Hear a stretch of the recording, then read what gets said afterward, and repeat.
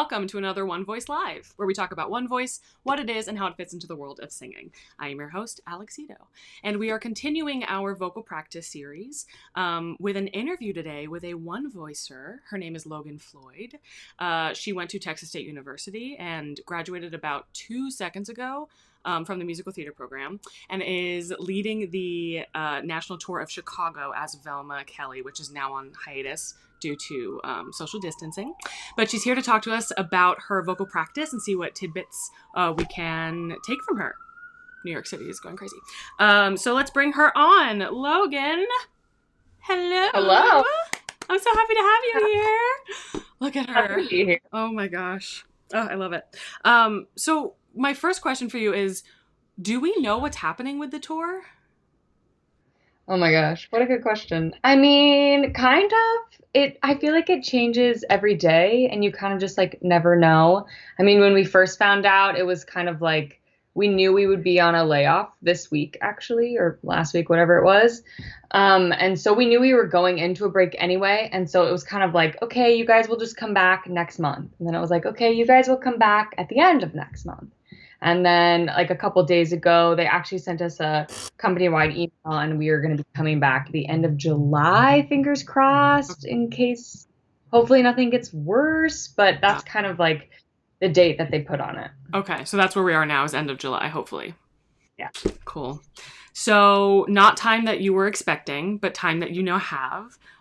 Do you mind sharing with us a little bit of what you're doing with your extra time? Yeah, sure. So I guess like for me personally, I know that for better or for worse, I kind of equate like purpose with productivity. So I knew like as soon as I got home that I was going to have to like set up a schedule for myself because it just wasn't going to work out not having anything to do or to focus on, especially coming from tour where I have things to do and to focus on. So it was kind of coming from like a very go to nothing at all. And I'm at my parents' house in Seattle where like I didn't grow up here. So I really don't have a community or foundation or anything here. So it's just like me and my mom and my dad just like chilling day in, day out. Mm-hmm. So I kind of did like a really nerdy thing and called it like Logan Floyd University. And I just picked like a bunch of things that I knew I could do in a span of however long that I was here for. And so I do like American Sign Language and Spanish, and I'm on this like psychology class that also talks about Buddhism and just like things that I kind of maybe put to the wayside that I was interested in because of graduation or moving to New York or like starting a tour. And so it's stuff that I want to do to keep in shape physically and mentally, and like I'm sure we're going to talk about like vocally and staying in shape with the show. So it's kind of just like a bunch of things I do every other day and kind of switch off. That's so cool. And how long would you say your days are right now with your university, your self-university? Self-university. Oh God, it's so nerdy. I love it so much. Well, because I never thought I would go through my whole life to doing school. And then as soon as I like get a break, I'm like, you know what I want to do? Go back to school. I mean, yeah. It makes sense, but yeah. I mean, I wake up in the morning and my mom and I do this yoga class that's like a local yoga class that's like live streamed. So I don't know, like maybe 9 to 5. Wow, you're really doing this. I mean, it's only been like 11 days. Let's not give me too much credit there. We don't know how long it's going to last. Did you sign up for these classes online?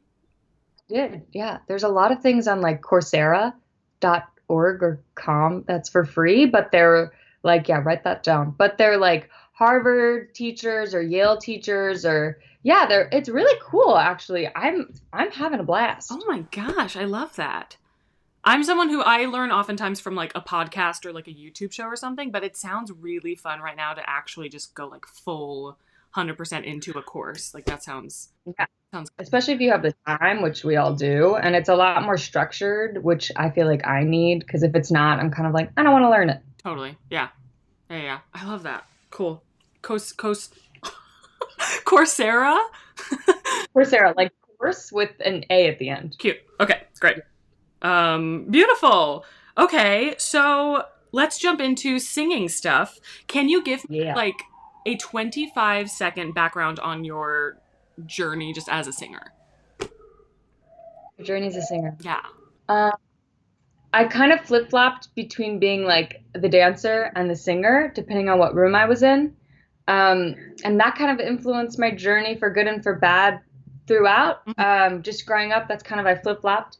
And then I got to Texas State and I had a lot of goals. I really like from the get-go, I knew what I wanted out of my voice. And so I kind of started that with my goal and marquee of just being like, this is what I want it to sound like. Help me get there. Mhm. And I spent like 4 years building that. And then I graduated, like you said, literally 2 seconds ago. And it was just like kind of a journey of maintaining what I wanted to work on and still grow because it wasn't like at the end of 4 years, I was like, I did it. One voice, I'm complete. Totally. It was like, I know all this now, like, let's keep going. And then I booked this tour, which was insane. And then it was my vocal journey of like really honing in on that material of Chicago material. And then we got laid off, and now I'm in quarantine. Okay, great. Wow, really well done there. Okay, so I want to start with the Velma voice practice particularly. Where did you even begin? So, like, you get the call, you're going in for Velma, and you're like, okay, great, I have to now create some sort of practice. How did that start for you? Yeah. So do you want me to include like auditions or like after? Wherever the practice really began. Yeah, I feel like the practice began probably after I booked it because I feel like auditions, it's so scary and you're really just trying to do exactly what you can do in that moment. Totally. So I don't know if that was so much of a practice, but I got the call end of December that I booked that, and it was kind of like right before holidays. So I would say like right after the holidays, beginning of January, I kind of hit the pavement with my own work. I didn't have any material or anything like that, but I mean, I knew the part, it was easily accessible. It's a known show. So I kind of, I mean, one of the first things I did was text you as my vocal coach and was like, hi, I need to just like, this happened. I need vocal lessons. I mean, I don't even think I told you. I just was like, I need vocal lessons every single week. Mhm. And I kind of just like set that up for myself so I could never be like, well, I don't really want to work on. I just knew I needed like good, solid 3 or 4 weeks of vocal lessons. Mhm. And then I kind of dove into the material. The practice a lot was kind of getting into the swing of things because before that, like I said, it was just graduating and like singing 2 songs from my book. So it wasn't exactly like the stamina and the strength that I wanted for Velma. So it was kind of like building that and easing into singing more often in the week, Mhm. having a really good warm up and an actual workout, and then including in my workout learning material. So I had to like learn the material obviously and then work on that. And we did a lot of voice lessons where because I had the language of one voice, I could kind of come to the table and be like, this is what my sound is right now. Obviously, I'm still learning it. This is kind of where I want it to go.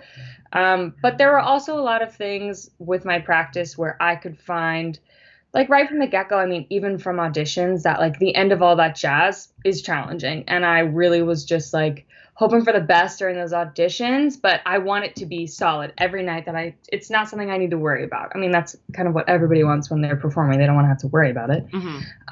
But really, that like first month before rehearsals even started, I knew that I didn't want to be building whatever I wanted to hear from my Velma self during rehearsals. I didn't want to like be getting into shape during rehearsals. And I think that the easiest I can compare it to is like dancing. I don't want to be worried about my plies, my tendus, and my technique when I'm learning Hot Honey Rag. I just want to learn the choreography, and that stuff's already there. Totally. So kind of when I look at it that way, it was easy to build that practice and to stay committed to it because I wanted to like, get in vocal shape. Mhm. A lot of it was like building stamina. I knew I was going to have to be singing all day, every single day for 3 weeks because I knew that it was only going to be 3 weeks to rehearse before we hit the road.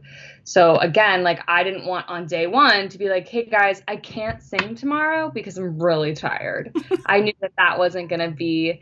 And I told you, I mean, it was so surprising. It just blew my mind, and it should not have, that when we're learning, the whole cast is learning something and the piano starts, like there's not a track that they're playing for us to learn to. It's my voice, Yeah. which sounds so dumb to say, but it's another thing that like really did affect my practice, that I knew I was going to need that stamina. And so I kind of like before rehearsals even started, I really started building that. Yeah. And did you ever in that process mark, or was it pretty much full out every time? I mean, I can't say I never marked, but I was able to actually be able to tell that the work I put in beforehand did set me up so that I could last longer, learn my voice in this like Velma character that I had, and kind of know my limits better. So Mm-hmm. I could tell, like, okay, we're just learning this. They don't actually need me to sing. I can probably just like wait for that cue. Or, I mean, it's even just like asking simple questions like, do you want this full out for the end? Because, like running the end of all that jazz over and over and over again Exhausting. is taxing.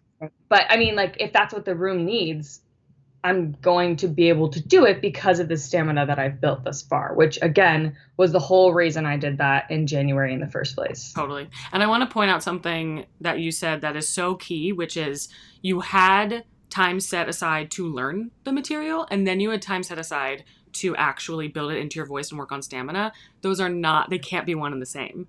If every week your vocal practice is devoted to learning the notes, you're never going to build the stamina you need. Um, so what did you think, did you implement that was the best thing you did for stamina? I think the best thing I did for stamina was just the repetition of practicing what I felt I was running out of stamina for. And like, I think the best example is like the end of all that jazz. I mean, it's not like the highest notes on a piano. I mean, it's not like the biggest part, but for Velma, the character, this is like one of the hardest parts she has. She's holding out notes for a very, very long time. And it's the beginning of the show. So it's not something that I knew that it wasn't something that I can use the whole show to ramp up to. It's not like right before, it's not her 11 o'clock number. It's like her first thing. So I didn't ever want to feel shaky about that.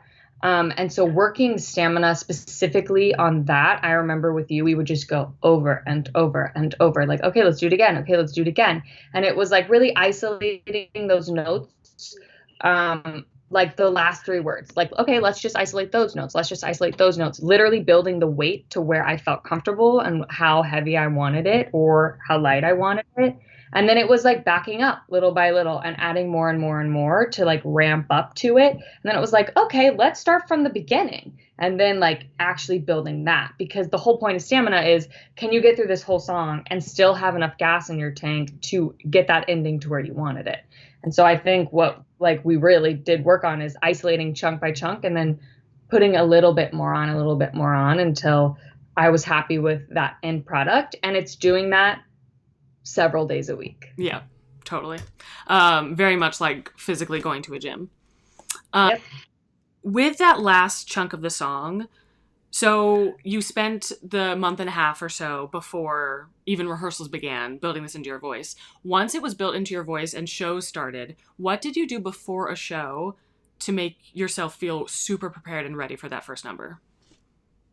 Yeah, that's a great question. I think a lot of what I learned about myself prepping before a show is that I have a psychological warm up and then I also have an actual vocal warm up. Mm-hmm. And that I really did notice that, especially on two show days, I actually don't have it vocally to do all of those little taboo things that I think I need to do.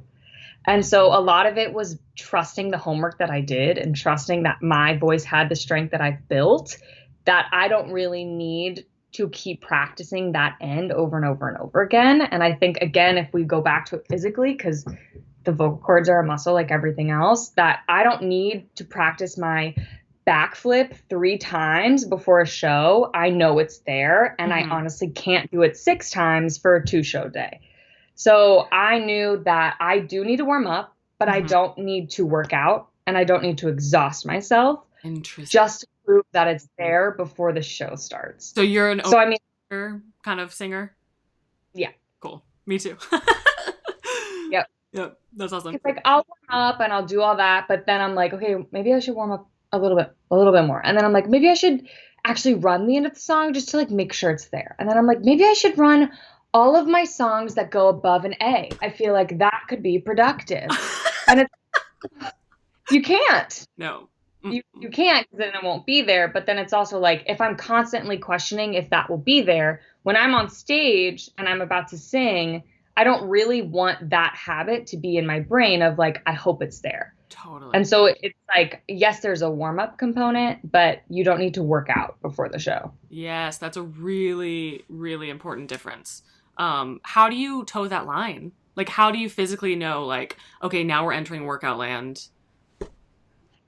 I think it was kind of like just doing it and then learning like, oh shit, that was too much. Like I get to the end of the show and I'm like, whoa, that was really tough. I worked myself out. And it was also because we had such an arduous rehearsal process that was 3 weeks every single day straight all day long that I learned very quickly where I poop out Mhm. and very quickly like when I am pooped out and people still need me for rehearsal and I still need to be singing, how can I make that noise still?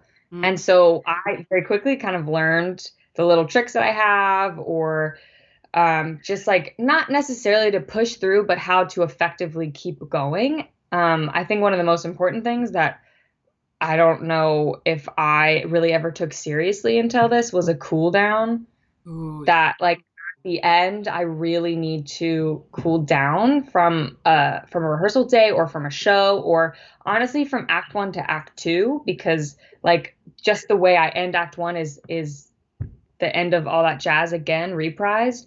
So then I'm going into a 20-minute cool period of like my larynx is raised, I feel like my vocal tract is tight, like I just went through this whole first act and I kind of cooled down a little bit before I do a few sirens and warm up a little bit again. But even at the end of a show, 2 show days, like especially, I started to feel like my vocal tract was tight, my larynx was staying high. There was no like relaxing into that position that I want to find for the character mhm. because she is lower for me than my, I guess, like normal singing. It's a little bit lower. It's just shaped differently. And so I wanted to always get back to that neutral, which I honestly did not do until this process started. That's amazing. That's really cool. So for anyone who's like, what's a cool down? That's something we'll get into more next week with Michael Maresca. It's stage 4 of the 4-stage vocal workflow. And it's normally just like really lightweight humming and just getting everything back to neutral, like Logan said. So it's like the equivalent of stretching after a big workout. So your muscles can go back to being a bit more stretched out and feel relaxed and ready for your next workout, the next time you need to use those muscles again. What did you notice from having never done a cool down, really utilized a cool down before, to suddenly doing it consistently? I think I noticed the biggest change was in my speaking voice then. After a show, if I don't really cool down, I can hear how tired I am if I like talk to my friends afterwards or anything. Mm-hmm. But when I do cool down, I feel like my voice, I'm kind of like reintroducing my voice back into like this normal, okay, we're not strained anymore. It's fine. It's here. And then definitely like the next day in the morning, if I'm talking to people, it doesn't sound like, whoa, you were singing for a really long time yesterday, weren't you? Yeah. That I tell that I was at a neutral rather than I always sounded like I was sore or that I worked out. Right. Or like one of those like, oh, good morning, like voices where you're like, Yeah, hey, what's up? exactly. Yep. Um, so good. Oh my goodness. Um, can you compare this, like your general voice practice, to a voice practice where you're prepping for a role? Mm. Um, I think again, like my general voice practice, like for example, in New York before this, where I was prepping for auditions or I was just running my book and like maintaining that kind of being fit vocally, it was like a warm up. It was a little bit of a workout, kind of finding that weight or that placement or whatever I was working on, whether that was, I mean, I think for you and I, we were really looking on finding like my authentic voice and not changing anything too much because I thought I had to because I was singing. I really wanted it to sound like if I were to speak a line and then start singing, they'd be like, that is the same person speaking and singing that song. Mm-hmm. That just happened to be a goal of mine at that time after graduation. And so that was something that I worked on and doing exercises for that specifically. And then I would either run my book if I had time to run the whole thing, or I felt like I could, or I would pick one song that I was auditioning with and like really run through that, make sure everything's staying with militant pitch because that's kind of like the first thing to go when I take a break from something. Or if like the ending's super hard, I'm going to isolate that again and again. And then in contrast, where that differs with prepping for a show is, again, like I can't exhaust myself. So yes, I can like kind of work out. And like, even if, for example, if I'm not actually doing the show that day, if I'm off that day or if I'm on a layoff week, and I still want to run through my show, I warm up the same as I always do. And then I kind of just run the show top to bottom. And then if there's something in there that doesn't really happen on stage or maybe is happening on stage that I actually would like to massage out, I isolate that just as I would anything else. Mm-hmm. But I think the biggest difference is like that workout before I actually run the show. Cool. I just, like, in my brain, I was listening to you, but half my brain was saying, like, it's so cool to hear you talk about your voice and your voice practice just because you have so much ownership and understanding of it. And it's just, it's such a cool thing to get to witness. Can you talk about game? No, that's not what I want to ask you. Can you talk about when you go to your voice practice, no matter what it is you're working on, how do you know what to do? Like, how do you know when to do what? Oh my God. I don't think I do. Really? I don't think I do. No, exactly.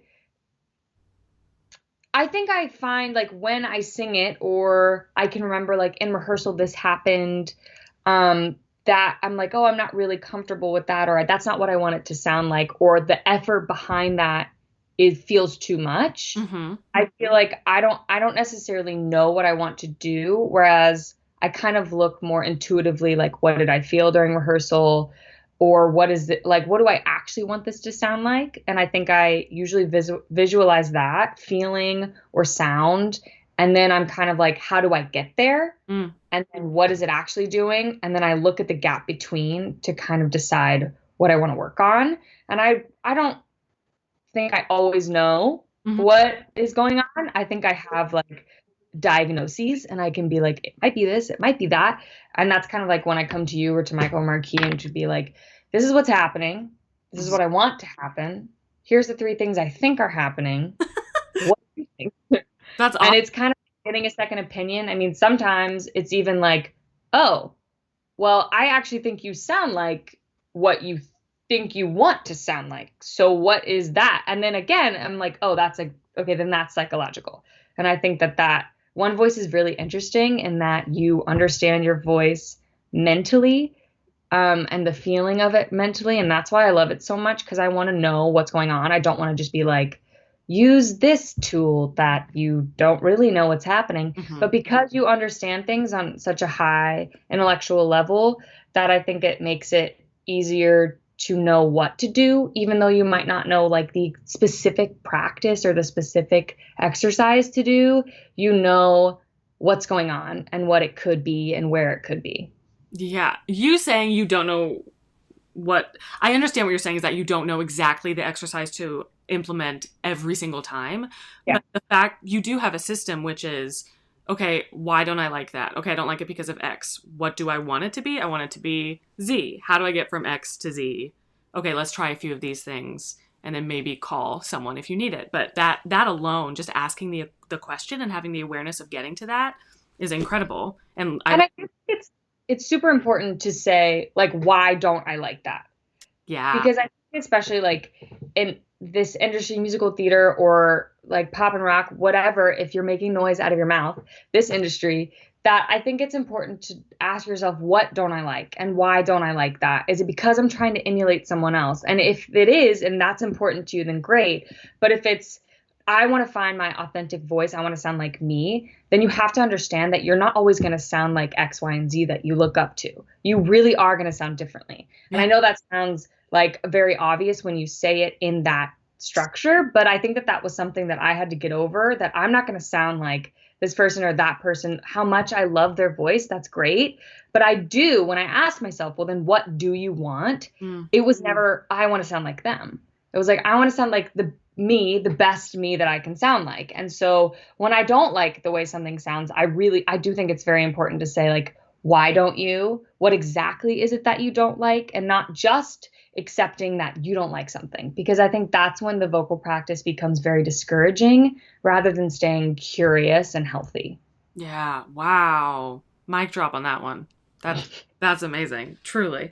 Um, oh my gosh. I want to ask you 85 million questions. Um, so since we're kind of on like a more brainy topic, can you talk about how do you handle, because it is a psychological thing and it is like a very personal thing, singing. How do you handle the wins and the losses that will inevitably occur in a vocal practice? Um, that is like, I feel like that's a journey that never ends. And I think because it's such a it's such a close thing to like sing in your vocal practice, and especially if you're like self-conscious of it at any point in your life, which I think that I I still am for like a lot of this journey, that's hard to like be comfortable with. I think that like language and the way you speak to yourself during a vocal practice or during an audition or during a rehearsal is very important. And I think that I was very lucky to learn this lesson very quickly and in such a safe environment. My rehearsal process was incredibly safe. It wasn't like the scary rehearsal process you think of like in New York City with these people in the room and like Hmm. this whole cast and like this is your first lead, like how dare you X, Y, and Z. Like it was very much a safe environment. And so like when I did mess up or I made a sound that I wasn't proud of or I didn't love, catching how I spoke to myself and like how I digested that rehearsal, and to kind of be like, I adopted a mantra that was not helpful, just not helpful.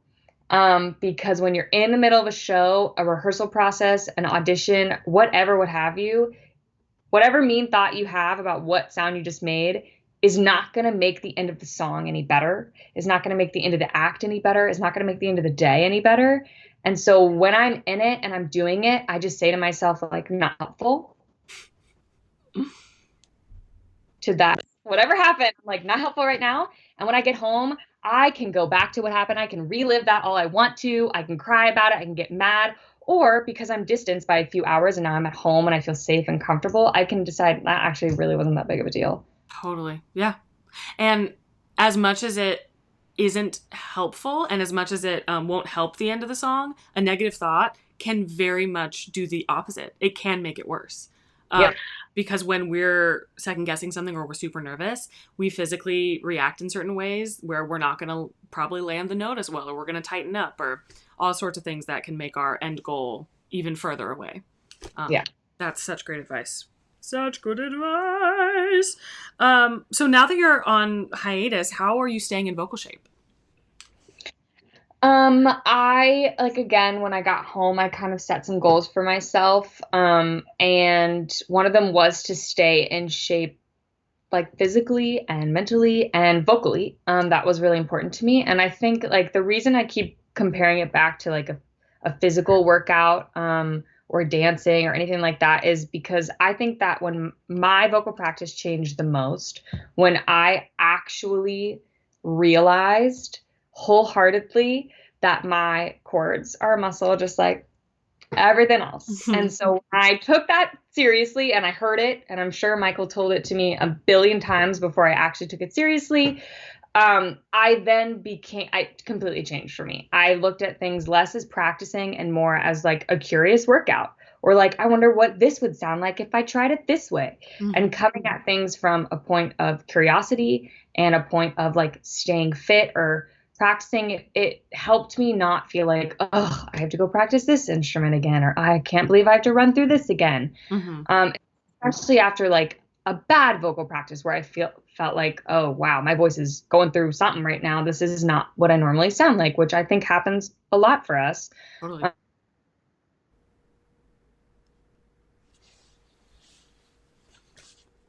Uh-oh. No. Please hold, folks, while we get Logan back. Hello. Hello. I lost you for a second. Am I back? Yes, you Okay, are. that's okay.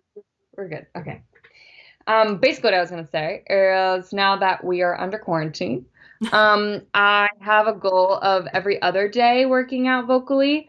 And what that looks like is kind of like I try to encompass everything because I have the time and the space and everything to do.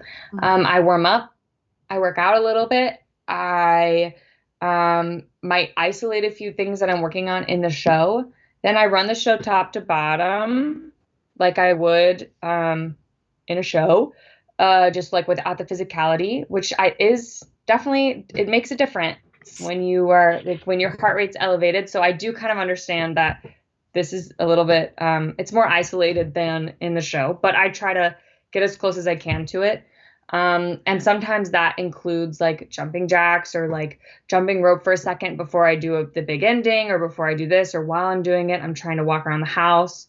Mm. And then I actually do a few songs from my book because I can, Ah. COVID.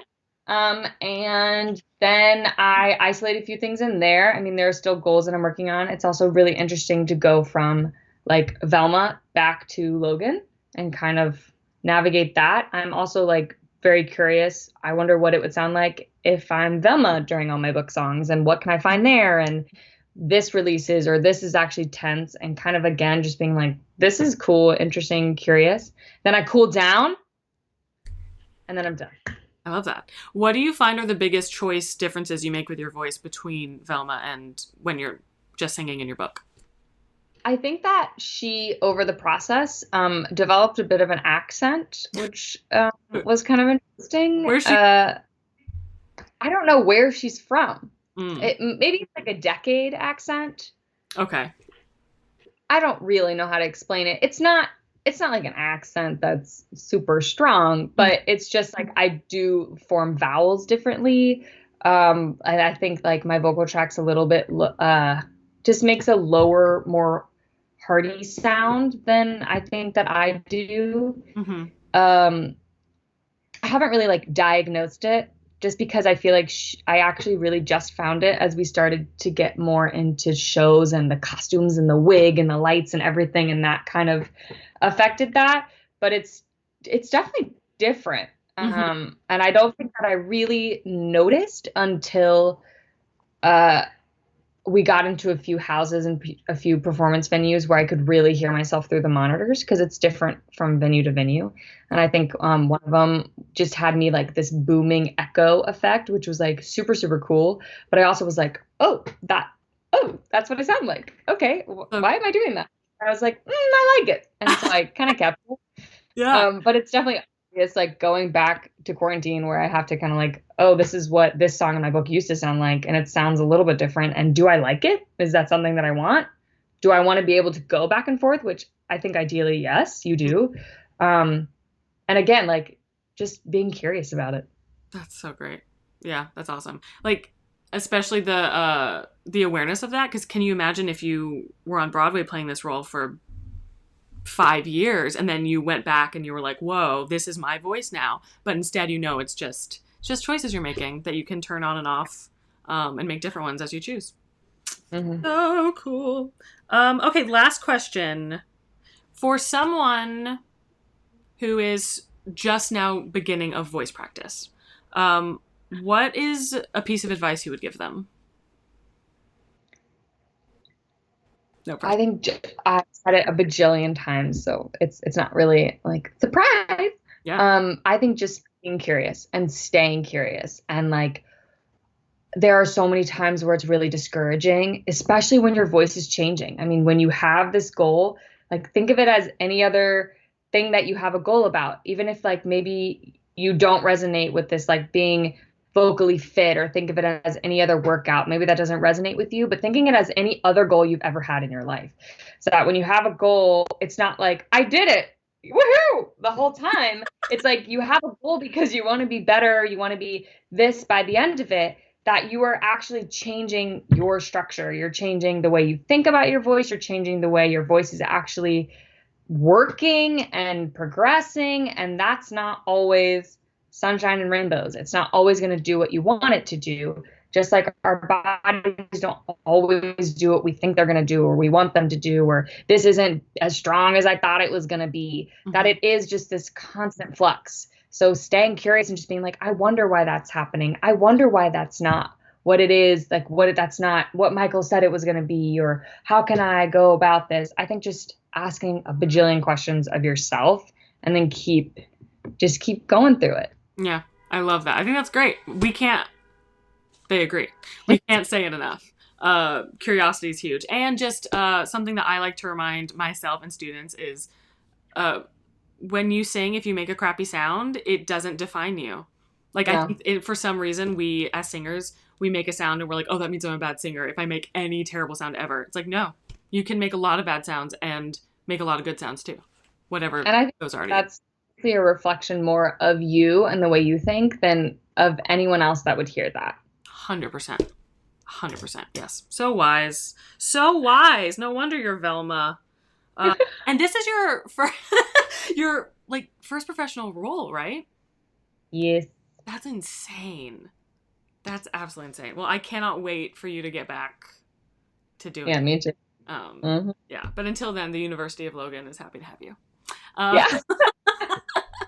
Okay, Logan, thank you so much. This was such a pleasure. I could listen to you talk about this for like 80 million hours. Next week, you guys, we're back Wednesday, 6:30 p.m. CT. It's going to be me and Michael Maresca, and we're going to be digging into more of what Logan's talking about. What do you actually do once you show up to your vocal practice? And what are these 4 phases that we're talking about? So that's going to be next week. We'll see you then. Logan, thank you again so much. Thank you so much. Thank you for watching. Bye, everybody. Bye, everybody.